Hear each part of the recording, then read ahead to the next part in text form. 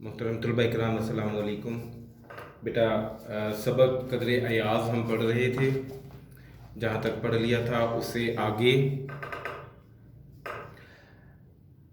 ये नहीं कि छोटा चौधरी या उसके घर वाले मेहमान नवाज ना थे। उन्हें सिर्फ इस बात का यकीन नहीं था कि उनकी मेहमान नवाजी मास्टर जी को मुवाफिक भी आएगी या नहीं। मुवाफिक, मुनासिब, मुताबिक, बहरहाल उन्होंने अपनी तवाज़ो की इब्तदा की। तवाज़ो, खातिरदारी, मेहमान नवाजी। छोटा चौधरी और उसके बड़े भाई मास्टर जी को बसत ताज़ीम अपनी चौपाल में ले गए। बसत ताज़ीम बहुत इज्जत से। चौपाल, गांव की बैठक। चौपाल के दो हिस्से थे, एक में घोड़ी बंदी थी और दूसरे के ऐन मरकज में आतिशदान था। आतिशदान, आग की अंगीठी, वो बर्तन जिसमें आग जलाई जाती है। जिसकी आग के शोले और धुआं बैक वक्त बुलंद होकर चौपाल में रोशनी और तारीकी फैला रहे थे। बैक वक्त, एक साथ। आतिशदान के इर्द गिर्द खुश्क घास का नरम और गर्म फर्श था, जिसे मुकामी बोली में सुत्थर कहते थे। गांव के 20-22 आदमी सुत्थर पर बैठे हुक्का पी रहे थे। मास्टर जी दाखिल हुए तो सब खड़े हो गए। मास्टर जी को आओ जी खैरनाल कहा। हर एक ने उनसे मुसाफिहा किया। आओ जी खैरनाल, खुश आमदीद कहना, मुसाफिहा करना, हाथ मिलाना। हर एक ने उनके बाल बच्चों की खैरियत पूछी। मास्टर जी ने छूटते ही जरा शर्मा कर कह तो दिया कि अभी बाल बच्चों की नौबत नहीं आई, लेकिन उन नामौलूद बरखुदारों की खैरियत बहरहाल हर मुलाकाती ने पूछी कि यही उनकी तवाज़ो की तरकीब थी। छूटते ही जल्दी से फौरन, नौबत, वक्त, नामौलूद, ना पैदा होने वाला, जो भी पैदा ना हुआ हो, बरखुदारों, बेटों। चूंकि मास्टर जी ने पतलून पहन रखी थी, लिहाजा फर्श पर बिठाने की बजाय उनके लिए रंगीली चारपाई बिछा दी गई। सलीम हैरान होकर बोले, अब्बा जान, उनमें इतनी अकल ना थी कि उन्हें कुर्सी दे देते। मैंने कहा, बेटा अकल तो थी, कुर्सी ना थी। सलीम ने फैसला कुन अंदाज में कहा, अगर कुर्सी ना थी तो चौधरी किस बात के थे। मैंने कहा, एक तो चौधरी जरा छोटी किस्म के थे और दूसरे गांव में चौधरीपन की नुमाइश कुर्सियों से नहीं की जाती, नुमाइश दिखावा।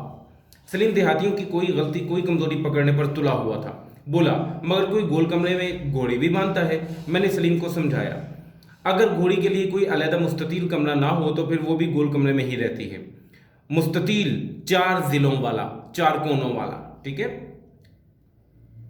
अलावा अजी गांव के कमरे इतने गोल भी नहीं होते। सलीम तंज को पा गया। गोल कमरा तो वैसे नाम ही पड़ गया, हमारा अपना गोल कमरा भी तो चौकोर है। मगर बात यह है कि ड्राइंग रूम में घोड़े गधे का क्या काम। बेटे यहाँ पर गोल कमरे से मुराद दरहकीकत ड्राइंग रूम है, ठीक है। ड्राइंग रूम जहाँ पर मेहमानों को बिठाया जाता है। मैंने हंसकर कहा, बेटा देहाती लोग इतने मुहज़्ज़िब नहीं होते कि ड्राइंग रूम में कुत्ते ले आए, वहाँ वो घोड़ों ही से गुजारा कर लेते हैं। मुहज़्ज़िब, तहजीब याफ्ता। अली बख्श मुस्कुराया। सलीम किसी कदर चकराया, लेकिन कहानी बहरहाल इश्तियाक से सुन रहा था। बोला, फिर क्या हुआ? इश्तियाक से, शौक से। फिर गांव का नाई मास्टर जी के पांव दाबने लगा। एक नौकर को दौड़ाया गया कि उनके लिए ताज़ा मकई के भुट्टे बुनवा कर लाए। सलीम झट बोल उठे, अब्बा जान, मकई के भुट्टे तो पिकनिक पर खाए जाते हैं। पिकनिक, तफरी, घर में तो चाय पिलाई जाती है। वो लोग इतनी बात भी ना जानते थे। मैंने कहा, ये घर में पिकनिक मना लेने की गलती देहातियों से अक्सर हो जाती है। बहरहाल मास्टर जी ने खुद उनकी इस्लाह कर दी और भुट्टे का नाम सुनकर कहने लगे, ये तकलीफ ना करें। इस्लाह, दुरुस्ती, हो सके तो एक प्याली चाय पिला दें, ज़रा सर्दी भी है। सलीम ने फौरी तायीद की। तायीद करना, हिमायत करना, हाँ में हाँ मिलाना। बात भी ठीक थी, वक्त जो चाय का था। मैंने कहा, बात तो ठीक थी, बशर्ते कि उनके घर चाय भी होती। इस मकाम पर सलीम मियाँ तेजी से सवाल करने लगे और हमारी कहानी ने मुकालमे की शक्ल इख्तियार कर ली। चुनाचे फौरन बोले, तो क्या उनके घर में चाय खत्म हो गई थी? नहीं बेटा, कभी शुरू ही नहीं हुई थी। उन दिनों चाय अभी देहात में नहीं पहुंची थी। तो क्या उन्होंने मेहमान से साफ कह दिया कि हमारे पास चाय नहीं? कितनी शर्म की बात है। मैंने कहा, भाई मेरे ख्याल में पहले तो घर में चाय का ना होना शर्म की बात नहीं, दूसरे उन्होंने मेहमान की खातिर चाय के लिए दौड़ धूप शुरू कर दी और आखिरकार मकामी हकीम के घर से चाय मिल गई। उन दिनों चाय सिर्फ मरीजों को पिलाई जाती थी। दौड़ धूप करना, मेहनत करना।